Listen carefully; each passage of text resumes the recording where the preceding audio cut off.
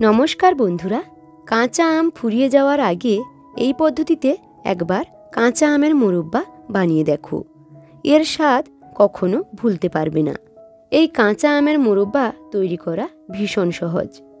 আর এই মোরব্বাটা তোমরা একবার বানিয়ে সারা বছর জুড়ে সংরক্ষণও করতে পারো। কোনো রকম রোদে দেওয়ার ঝামেলা ছাড়াই মাত্র কয়েক মিনিটের মধ্যেই এই মোরব্বাটা আমি তোমাদের বানিয়ে দেখাবো। আশা করি রেসিপিটা তোমাদের অনেক বেশি ভালো লাগবে।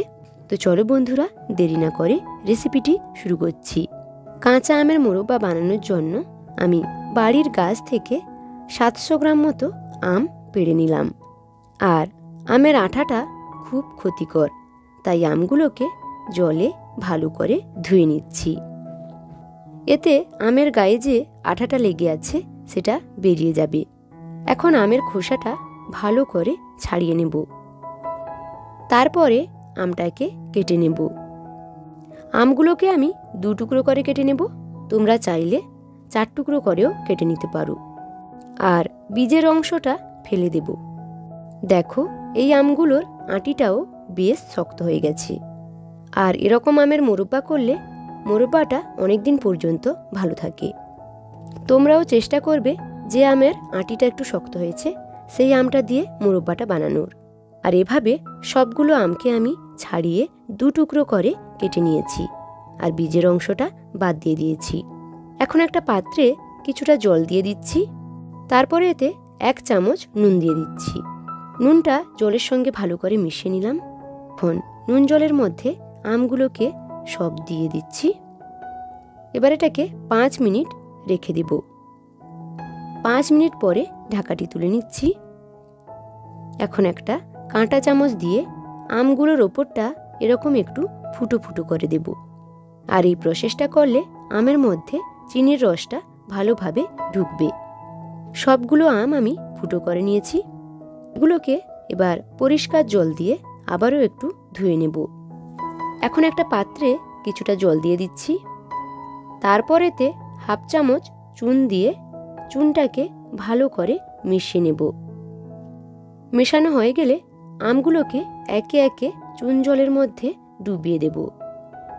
আমগুলোকে চুন জলের মধ্যে ডোবালে আমগুলো কিন্তু যখন রান্না করব তখন কিন্তু একটাও আম গলে যাবে না। সবগুলো আম কিন্তু গোটা গোটা থাকবে। এখন একটা ঢাকা চাপা দিয়ে এটাকে 30 মিনিট রেখে দেব। তোমরা যদি চুন দিতে না চাও তাহলে কিছুটা জলের মধ্যে 1 চামচ ভিনিগার দিয়েও আমগুলোকে এভাবে ভিজিয়ে রাখতে পারো, তাহলেও হবে। 30 মিনিট পরে ঢাকাটি তুলে নেব। এখন আমগুলোকে চুন জল থেকে তুলে নেব। আর পরিষ্কার জল দিয়ে 2-3 বার ভালো করে ধুয়ে নেব, যাতে আমের গায়ে চুনের কোনো অংশ লেগে না থাকে। আমগুলোকে আমি 2-3 বার জল পাল্টে ধুয়ে নিয়েছি। এখন চলে যাব গ্যাসের কাছে। চুলায় একটা কড়াই বসিয়ে তাতে বেশ কিছুটা চিনি দিয়ে দিচ্ছি। এখানে 300 গ্রাম চিনি আছে। যতটা চিনি নিয়েছি ঠিক তার অর্ধেক জল দিয়ে দিব। এবার চিনিটাকে নেড়ে চেড়ে গলিয়ে নেব। আর মোরব্বা আচারের ফ্লেভারটা যাতে ভালো হয় তাই 2টো এলাচ দানা দিয়ে দিচ্ছি। এখন চিনির রসটাকে ভালো করে ফুটিয়ে নেব। রসটা ভালো মতো ফুটতে শুরু করলে এতে আমের টুকরোগুলো দিয়ে দিব। কালারের জন্য অল্প একটু হলুদ গুঁড়ো দিয়ে দিচ্ছি। আর এটা সম্পূর্ণ অপশনাল, চাইলে তোমরা এটা স্কিপ করতে পারো। এখন একটা ঢাকা চাপা দিয়ে 30 মিনিট মিডিয়াম ফ্লেমে জাল করে নেব। 30 মিনিট পরে ঢাকনাটি আমি তুলে নিচ্ছি। দেখো, আমগুলো অনেকটাই সেদ্ধ হয়ে গেছে। আর আমের কালারটাও কতটা চেঞ্জ হয়ে গেছে দেখো। এখন আরও 5 মিনিট ঢাকা চাপা দিয়ে এটাকে জাল করে নেব। 5 মিনিট পরে ঢাকনাটি আবার তুলে নিচ্ছি। এবার একটা আম আমি তুলে দেখাচ্ছি। দেখো, আমটা কত ভালোভাবে সেদ্ধ হয়ে গেছে। আর দেখতে একদম কাঁচের মতো স্বচ্ছ হয়েছে।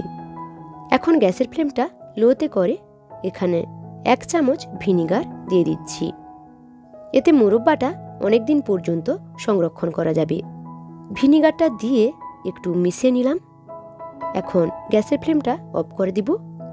দিয়ে 15 মিনিট এভাবে ঢাকা চাপা দিয়ে এটাকে রেস্টে রেখে দিব। 15 মিনিট রেস্টে থাকার পরে ঢাকনাটি আমি তুলে নিচ্ছি। দেখো বন্ধুরা, আমের মুরব্বাটা কত সুন্দর হয়েছে।